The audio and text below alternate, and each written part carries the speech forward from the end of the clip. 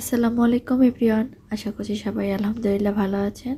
আমি ফারহানা ঢাকা থেকে বলছি। ফারহানাস ব্লগে আপনাদের সবাইকে স্বাগতম।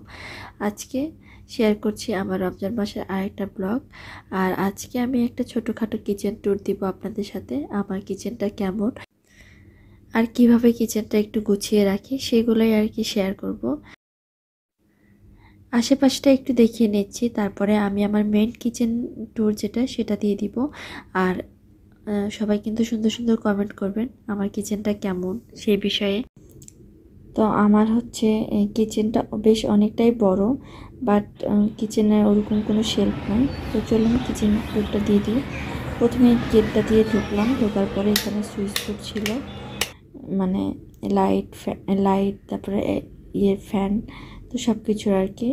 আর এই পাশের অলটায় আমি এভাবে করে আমার কিছু পছন্দের জিনিস রেখেছি।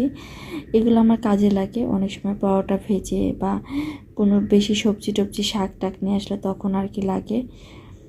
দেন তারপরে হচ্ছে সোজা গিয়ে আমার মানে চুলাটা আর কি।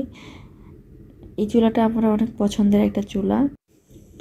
এই চুলাটা আমাকে হচ্ছে আব্বু কিনে দিয়েছিল। ওই সময়টা আমি বলি নাই যে চুলাটা কে কিনে দিয়েছিল। তো চুলাটা হচ্ছে আব্বু কিনে দিয়েছিল আমাকে।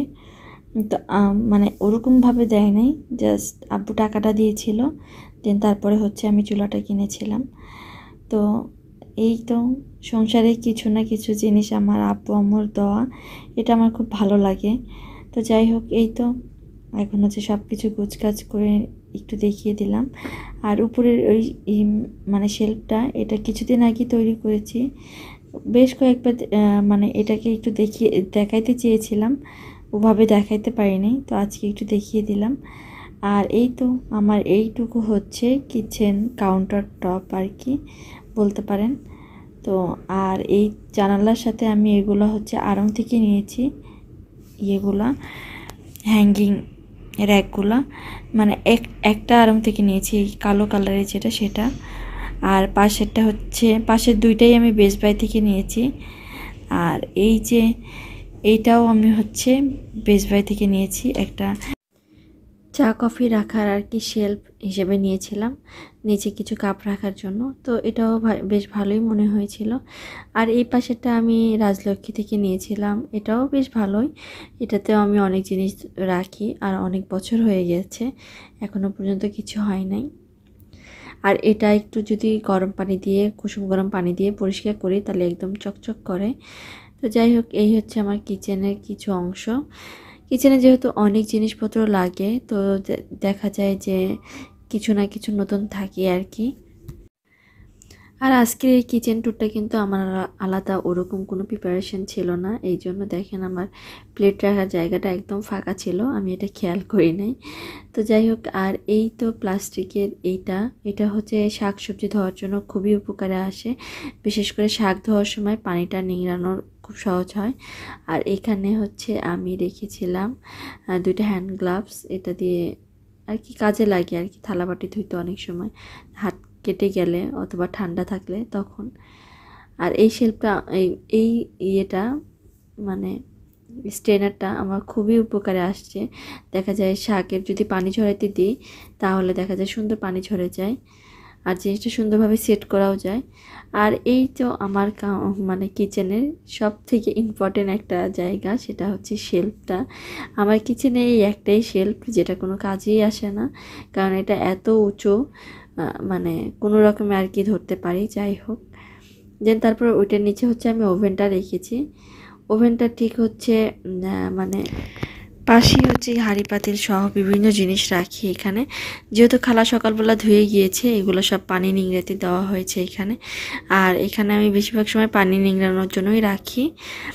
এই তো মোটামুটি আমার ছোট্ট একটা কিচেন, আলাদাভাবে দেখানোর কোনো কিছুই নাই। যে পাশটা গোছানো মানে সেই পাশটা শুধু দেখাবো তা না, নর্মালি যেভাবে থাকে সেভাবেই দেখাচ্ছি। আর এই পাশে হচ্ছে আরেকটা কাপ বা গ্লাস ট্লাস এগুলো ঝোলানোর জন্য মানে এটা লাগিয়েছি, এটাও বেস্ট বাই থেকে নিয়েছি। আর এই শেলফটা এখনও অর্গানাইজ করি নাই, আমি চিন্তা আছে রোজার পরে কিছু একটা করব। এখন রোজার মধ্যে একটু চাচ্ছি না কোনো কাজ ধরতে আর কি। আর এই পাশে হচ্ছে আরেকটা শেলফ, এটা হচ্ছে আমি বানিয়েছিলাম। তো এটা বানাইতে আমার লেগেছিল 1500 টাকার মতো। এটা বেশ কাজেরই, বাট একটু সমস্যা হচ্ছে আমি এইটার মানে দরজা নিই নাই, দরজাটা নিলে বেশ ভালো হইতো। আর এটা তো দেখিয়েছেন আমি এবার রোজায় কিনেছি, আমার খুব পছন্দের একটা জিনিস। তো এই জায়গাটা একটু দেখিয়ে দিচ্ছি। আর এটার নিচটা উপরটাও একটু অন্যভাবে অর্গানাইজ করা থাকে, যেহেতু রোজার সময় আমি সব কিছু একটু ফাঁকা ফাঁকা রেখেছি যাতে এটা ওইটা নিতে অসুবিধা না হয় আর জিনিসপত্র একটু গুছিয়ে রাখা যায় আর কি। তো যাই হোক, এই তো আমার কিচেনটা দেখিয়ে দিলাম মোটামুটি। আশা করছি আপনাদের আজকের ভিডিওটা ভালো লাগবে, আর ভালো লাগলে অবশ্যই আমার চ্যানেলটা সাবস্ক্রাইব করবেন। দেখেন আমার কিচেনটা কত বড়, মাশাআল্লাহ অনেক বড় কিচেন, বাট হচ্ছে অর্গানাইজ করার ওরকম কোনো কিছু নাই, যা ছিল সব আমার নিজে করিয়ে নিতে হয়েছে। তো যেহেতু ভাড়া বাসা, এই জন্য আমি ওভাবে কিছু করি না, যতটুকু সম্ভব ততটুকু করে রেখে দিই। তো এই তো আমার কিচেন। আর অবশ্যই বলবেন কিন্তু যে আমার কিচেনটা আসলে কেমন। আর এই কাঠের যে এটা হচ্ছে কুরবানি ঈদের সময় কিনেছিলাম।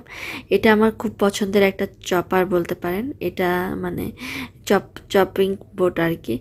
যাই হোক, তো এই গাছের গুঁড়িটা দিয়ে আমি একটা বানিয়ে নিয়েছি।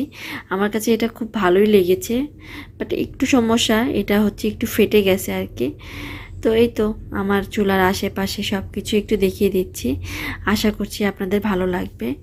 আর ভালো লাগলে অবশ্যই চ্যানেলটা সাবস্ক্রাইব করবেন, সুন্দর সুন্দর কমেন্ট করবেন। তো যাই হোক, আজকের মতো এই পর্যন্তই। আল্লাহ হাফেজ, আসসালামু আলাইকুম।